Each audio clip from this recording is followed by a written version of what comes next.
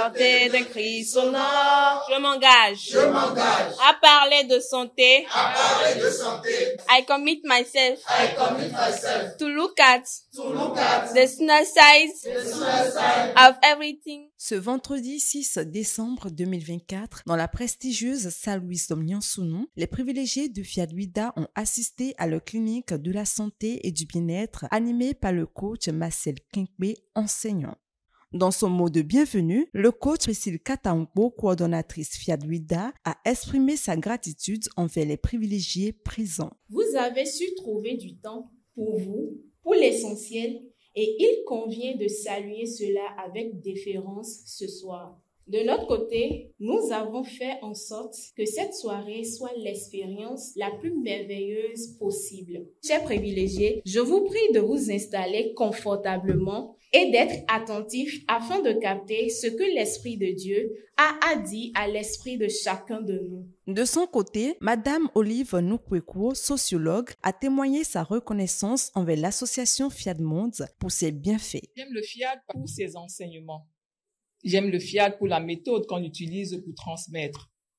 J'aime le Fiat pour ses outils. Et surtout, j'aime le Fiat pour les vibrations des personnes qui aspirent au bonheur, des personnes qui pensent positif. La première exhortation a été présentée par l'ambassadeur Sébastien Todejilapou, professeur de mathématiques avec pour thème « Apprenons à rester silencieux afin que Dieu se manifeste à nous ». On ne finira jamais de le dire. C'est seulement dans le calme et la sérénité que nous arrivons à nous connecter à notre être intérieur. Ainsi, nos décrets se concrétisent.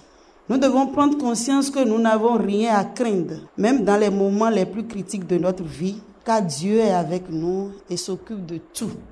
En lui laissant la possibilité d'intervenir en gardant le silence et en restant patient dans la prière, il peut alors nous resecourir et nous délivrer de toute situation.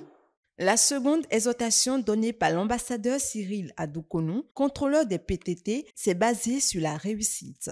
Tu atteins le sommet de la colline des diplômes, c'est très bien. Tu les as en main, ils te donnent quoi en ce moment? Les diplômes ne sont pas une réussite dans ta vie.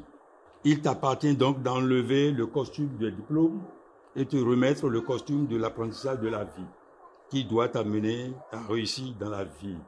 Fixe-toi les objectifs, entame l'école de la vie et gravis cette colline de la vie pour atteindre le sommet. Le message du jour intitulé « Le médicament qui guérit tout » a été le thème qui a clôturé cette phase d'enseignement et soigneusement développé par le coach Innocent Assongba, spécialiste en santé communautaire. Un médicament est toute substance qu'on introduit dans l'organisme pour prévenir, pour atténuer ou bien de soigner le mal. De quel médicament s'agit-il en réalité et qui guérit tout? Il s'agit simplement de manger matin, midi et soir. Ce médicament, il fait à la fois la prévention, il fait à la fois le curatif et il détruit tout ce qui est nuisible.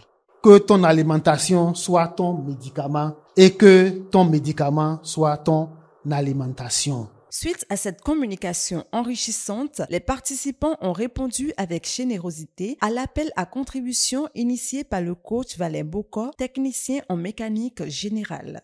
Empruntons le chemin de la générosité et suivons l'élan de notre cœur pour donner et Dieu nous le rendra, car la générosité ouvre toujours de grandes portes. La phase finale de cette rencontre, qui est la programmation des paroles transformatrices, a été particulièrement guidée par Monsieur Alex Wanro, professeur des SVT. Je reconnais Dieu et seulement Dieu comme assistance, ma source et mon soutien.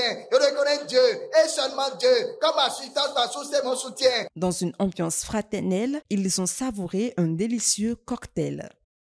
À l'issue de la séance, certains bénéficiaires se sont exprimés au micro de Coaching TV. Nous avons compris ce soir que le fait de ne pas bien manger peut nous créer beaucoup de dommages sur notre santé. Mais par la grâce de Dieu, ce soir, plusieurs ont pris l'engagement de prendre en compte cette instruction que le PM nous a donnée. Nourrissons-nous au lieu de nous alimenter. Ça ne suffit pas seulement de bourrer les ventres. Nous devons manger régulièrement matin, midi et soir. Nous avons faim ou pas, mangeons matin, midi et soir. et nous allons toujours avoir la santé. Je nous exhorte de ne pas rater les 3 jours des journées professionnelles de coaching qui auront lieu les 26, 27 et 28 décembre. Une fois de plus, cette clinique a renforcé et encouragé l'implication de tous à bien se nourrir afin d'être en bonne santé. Les participants après ce rendez-vous attendent de découvrir avec impatience les JPC 2024.